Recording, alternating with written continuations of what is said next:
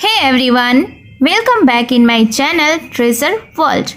तो हाजिर हूँ मैं फिर से एक न्यू इंटरेस्टिंग मोरल स्टोरी के साथ। बहुत ही अच्छी कहानी है, वीडियो के एंड तक बने रहिएगा। बहुत सारे न्यू एडवांस वोकैब्युलरीज आपको इस स्टोरी में मिलेंगे जिसका आप हिंदी मीनिंग सीखेंगे। इसके साथ ही आप स्टोरी को रीड करना और इंग्लिश वर्ड्स के करेक्ट प्रोनाउंसिएशन के बारे में भी सीखेंगे। तो स्टोरी स्टार्ट करने से पहले अगर आप इस चैनल पर न्यू हैं, मेरी वीडियो को पहली बार वॉच कर रहे हैं, तो मेरे चैनल को सब्सक्राइब कर लें और जो बेल का आइकन दिख रहा है उसे भी प्रेस कर दें ताकि मैं जब भी वीडियो अपलोड करूं तो इसका नोटिफिकेशन आप तक पहुंच जाए। और अगर आप मुझे फेसबुक पर सुन रहे हैं तो फॉलो करना ना भूलें। तो चलिए स्टार्ट करते हैं आज का यह इंटरेस्टिंग मोरल स्टोरी। आज के स्टोरी का टाइटल है the casket with James. Casket का अर्थ होता है संदूक, डिब्बा जिसमें कीमती चीज़ें रखी जाती है। विथ यानी के साथ, जेम्स यानी कि रत्न या जवाहरात। तो टाइटल का अर्थ हुआ रत्नों से भरा हुआ संदूक या आभूषणों वाला संदूक। So let's begin the story. In village Rampur a decrepit lady lamented his dead husband। तो सबसे पहले इस सेंटेंस के वोकैब्युलरीज को समझ लेते हैं। इनका अर्थ होता है में, विलेज यानी कि गांव, रामपुर नाम है गांव का। इन विलेज रामपुर यानी कि गांव रामपुर में अ डेक्रेपिट, अ यानी कि एक, डेक्रेपिट का अर्थ होता है जर्जर या अत्यंत कमजोर, लेडी यानी कि महिला। तो अ डेक्रेपिट लेडी यानी कि अत्यंत कमजोर वृद्ध महिला, लेमेंटेड यानी कि विलाप कर रही थी या शोक मना रही थी, हिज यानी कि अपने, डेड हस्बैंड, डेड यानी कि मृत, हस्बैंड यानी कि पति। तो इस सेंटेंस का अर्थ हुआ कि गांव रामपुर में एक जर्जर वृद्ध महिला अपने मृत पति का विलाप कर रही थी। In the beginning, her two sons showed compassion for her, but soon got disenchanted with their mother। In the beginning यानी कि शुरुआत या आरंभ या प्रारंभ में, her two sons, her यानी कि उसके, two sons यानी दो बेटों, showed यानी कि दिखाया। तो her two sons showed यानी कि उसके दो बेटों ने दिखाया कंपेशन। कंपेशन का अर्थ होता है दया या करुणा। फॉर हर यानी उसके लिए, बट लेकिन, सून यानी जल्द ही, गॉट डिसएंचेंटेड, गॉट डिसएंचेंटेड यानी कि मोह भंग हो गया या निराश हो गए, विथ देयर मदर यानी कि अपनी माँ से। तो इस सेंटेंस को फिर से समझते हैं कि लेकिन शुरुआत में उसके दो बेटों ने उसके प्रति दया दिखाई, लेकिन जल्द ही वे अपनी माँ से ऊब गए। Now the pathetic condition of her life made her to go to her friend Sheela, whom she related all her problems of not even getting proper diet in her own house।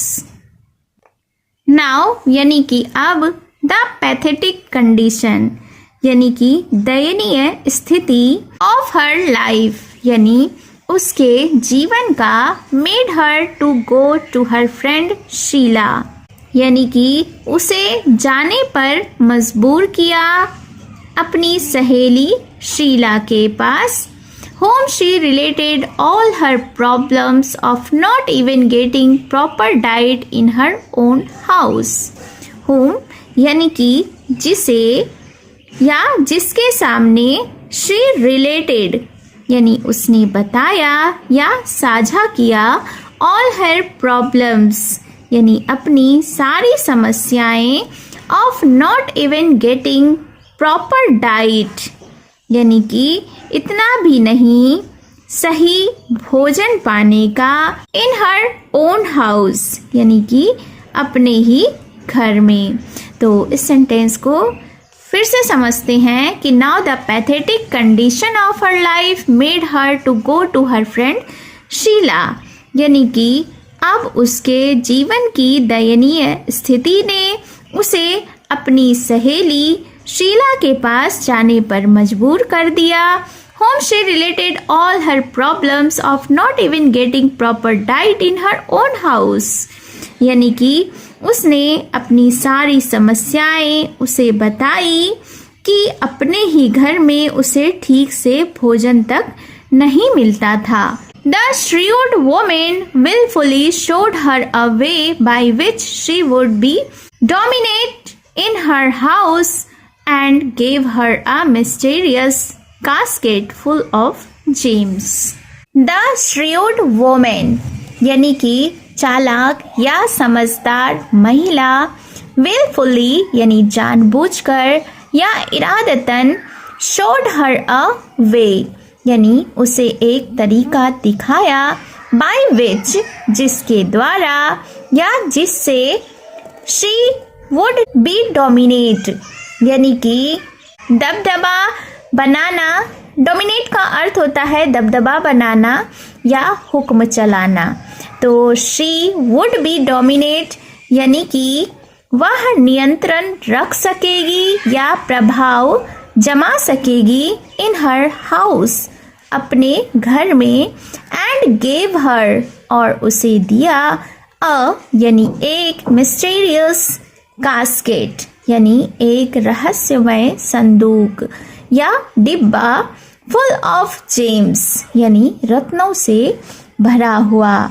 तो इस सेंटेंस को समझते हैं कि the shrewd woman wilfully showed her a way by which she would be dominate in her house and gave her a mysterious casket full of gems, यानी कि उस चालाक महिला ने जानबूझकर उसे एक ऐसा तरीका बताया जिससे कि वह अपने घर में दबदबा बना सके और रत्नों से भरा एक रहस्यमय संदूक दिया। When the widow reached her house, she was given more attention. When यानी कि जब, the widow यानी कि विधवा, reached यानी पहुंची, her house यानी उसके घर, she was given यानी कि उसे दिया गया more attention, more यानी कि अधिक, attention यानी कि ध्यान। तो फिर क्या हुआ कि जब विधवा अपने घर पहुंची तो उस पर अधिक ध्यान दिया जाने लगा। Both her sons asked about the casket in her hand. Both यानी कि दोनों, her sons यानी उसके बेटे, asked about the casket यानी कि संदूक के बारे में या डिब्बे के बारे में पूछा, in her hand जो कि उसके हाथ में थी, यानी कि उसके दोनों बेटों ने उसके हाथ में मौजूद संदूक के बारे में पूछा। She replied that the casket was given by her husband in his declining days. She replied, she यानी कि वह या उसने, replied यानी कि जवाब दिया, तो उसने जवाब दिया that कि the casket यानी कि संदूक या डिब्बा was given by her husband उसके पति के द्वारा दिया गया था, in his declining days, in his यानी कि उसके, declining days यानी आखिरी दिनों में। तो इस सेंटेंस को फिर से समझते हैं। She replied that यानी उसने यह जवाब दिया कि उसके पति द्वारा वह संदूक या वह डिब्बा अपने अंतिम दिनों में उसे दिया गया था। It was filled with precious stone and gems. It यानी कि यह या वह, was यानी था, filled with यानी भरा हुआ, से भरा हुआ प्रेशस स्टोन यानी कीमती पत्थर एंड और जेम्स यानी कि रत्न या जवाहरात। तो वह कीमती पत्थरों और रत्नों से भरा हुआ था। Now their average for the casket made them too caring for the lady. Now यानी कि अब देयर यानी उनका, एवरेज यानी कि लालच, फॉर यानी के लिए, द कास्केट यानी डिब्बे के लिए, मेड दैम यानी उन्हें बना दिया, टू केयरिंग यानी और भी ज़्यादा ख्याल रखने वाला या देखभाल करने वाला, फॉर द लेडी यानी उस महिला के प्रति। तो इस सेंटेंस को फिर से समझते हैं कि अब संदूक के प्रति उनके लालच ने उन्हें उस महिला के प्रति बहुत ज़्यादा देखभाल करने वाला बना दिया। In due course, they used to ask for the key of the casket, but she ignored by saying that it must be given to them. In due course. In due course का अर्थ होता है समय के साथ या धीरे धीरे या कुछ समय के बाद।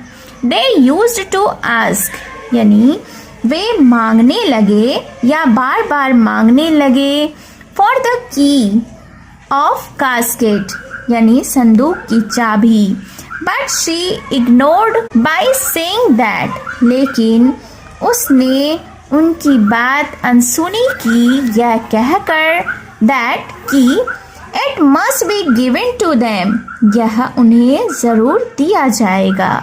तो इस सेंटेंस को फिर से समझते हैं कि समय के साथ वे संदूक की चाबी मांगने लगे, लेकिन वह यह कहकर उन्हें टाल देती थी कि चाबी उन्हें बाद में दे दी जाएगी। One day the lady was grappled with a disease and died. One day यानी कि एक दिन, the lady was grappled, the lady यानी कि महिला, was grappled यानी कि चपेट में आ गई, with a disease यानी एक बीमारी के, and died और मर गई।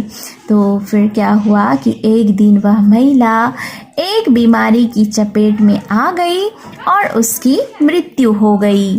After funeral, the sons broke the casket and found it filled with stones, gravel, etc. After funeral, after यानी बाद, funeral का अर्थ होता है अंतिम संस्कार।